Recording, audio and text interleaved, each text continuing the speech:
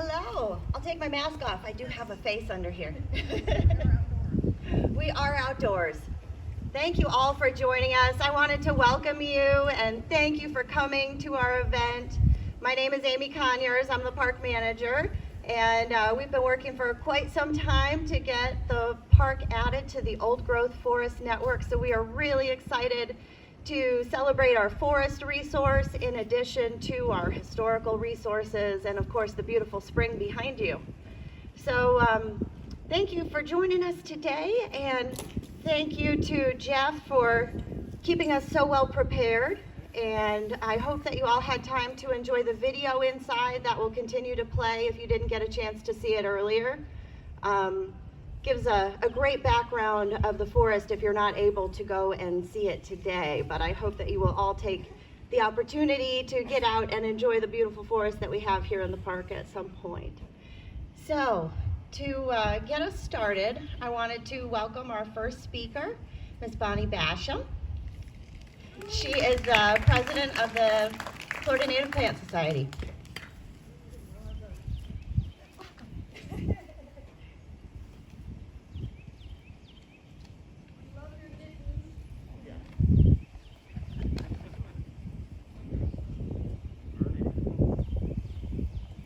Well, thank you. Thank you, Amy. On behalf of the Florida Native Plant Society and my local chapter, Sarracenia, I see some of our members here, as well as the Magnolia chapter from Leon County. I want to welcome you to the county and to the state forest. This unique location is truly a treasure, as most of you probably know, and it was given to the state by Edward Ball, who founded the Florida East Coast Railroad. And I urge you, if you haven't done this before, go in to the main lodge, that was his home, and take some interest in the ceiling and those environs. In 2003, George Apthorpe and his wife Sandy lived on this property. She was the park manager, and George at that time worked for the Department of Environmental Protection. He realized that there were some unique trees here, and so in 2003 he began mapping the forest. David Roddenberry, the president of Sarracenia chapter, was his trusty sidekick. And we have that map, and David actually has the original map of where all of those trees are located. There are 1,172 trees on the map. All of them have GPS coordinates and their measurements. There were 13 state champions, and you heard in the video the premier example of that particular species, and 3 of them were national champions. Time and hurricanes have removed 6 of the 13 trees, but 2 of the national champs are still alive: the American basswood, Tilia americana, and the rusty Lyonia virginia. There is a 3rd tree. Well, just a moment. David had brought out the original map, and to my left you see an incredible quilt that Jeannie Broadhead has done with the leaves of each of the champion trees. David, do you want to hold that map? Do you want to hold that map up? Okay. It's displayed well enough, I think. And when you leave here today, be sure to go to the soda fountain room. And if you can tear yourself away from the Cokes and the ice cream, about 15 yards beyond the east doors is a white ash tree, Fraxinus americana. That tree is 35 inches in circumference, and there are 2 other white ash trees on the property that are actually larger than that tree. So this is a very special day and a very special occasion, and this is certainly a very special forest. Thank you.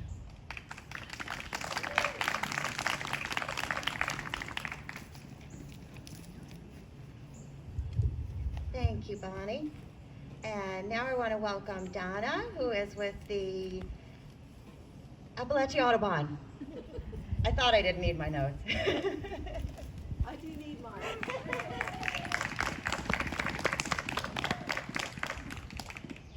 Hi, Appalachian Audubon is very happy to be a part of the celebration and recognition today. For me personally, I've been coming to Wakulla Springs since I was a child, maybe this big. I grew up in New York, but I would visit my aunt here in the summers, and she would take us here to Wakulla Springs.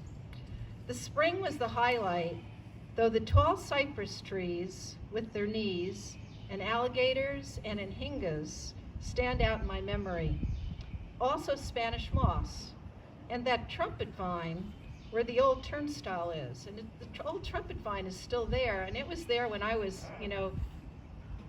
6 or 7 years old. The spring is what attracts most people here. But the forests of Wakulla Springs State Park and the surrounding state and national forests are what protect these waters. It is appropriate that this forest is the first forest to be recognized by the Old Growth Forest Network in the Big Bend region. I hope most of you tuned into our program last night. It featured 4 people who have worked in the natural resource and conservation field for years. They spoke of the importance of Wakulla County forests and forests in general, and on how important it is that the forests be managed properly, and the need to connect people to those forests through environmental education. We need an engaged citizenry and enlightened political leaders. If you missed that program, and I know there's 2 people here that missed it because they couldn't get the Zoom to work, go to Appalachian Audubon YouTube, and we have it up there, the whole program, so we really would love for you to see it. It's well worth it. Or you can go to the Appalachian.org website. I want to thank Audubon board member Amelia Fusaro, who couldn't come today. She's having some health problems with her parents. But she's the one that introduced us to the Old Growth Forest Network, and she chairs our Pines to Palms program. We plan to continue programming next year to encourage people in our community to learn more about our forests and to experience them firsthand. I won't be here in 50 years, 100 years, to see how some of these forests mature into old growth. But it makes me happy to know that they'll be here for my grandchildren and for future generations.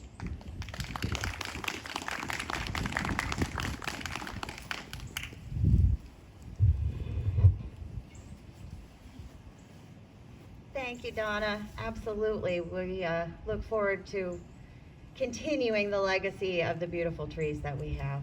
So next I want to welcome Dr. Sarah, why didn't I bring my notes? Horsley, right? Yes. Sarah Horsley. Excuse me, please. Welcome, Sarah. Sarah is with the Old Growth Forest Network.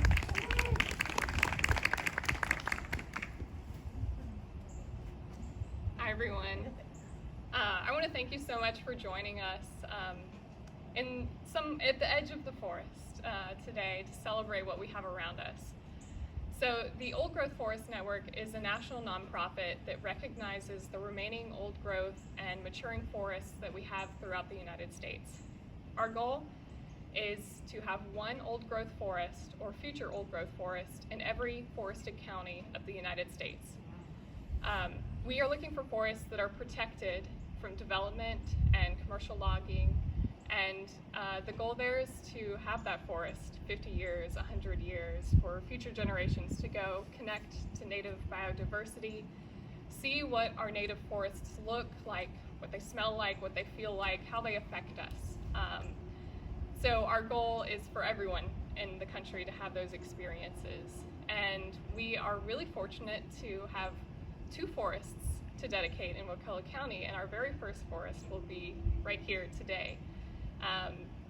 And we are really fortunate to have this forest around us as a part of the state park system. This is also our first Florida state park that will be joining our national network. And we are always looking to expand this network. So with over 3,000 counties throughout the United States, 2/3 of them approximately can have forests. This is our 117th forest, so you can see we have a lot of the country to work through. And even if you go to other places in the country and you want to contribute to our mission, I recommend that you find a forest near you, you visit it, you advocate for it, you come to love it, and you share it with us so we can make sure that that forest is protected. And if you're interested in joining us on that mission, you can go to our website and sign up to be a volunteer, a tree scout, and help us grow our national network. So to honor Wakulla Springs State Park as our 117th forest in the Old Growth Forest Network, I am presenting our plaque to the Park Manager, Amy.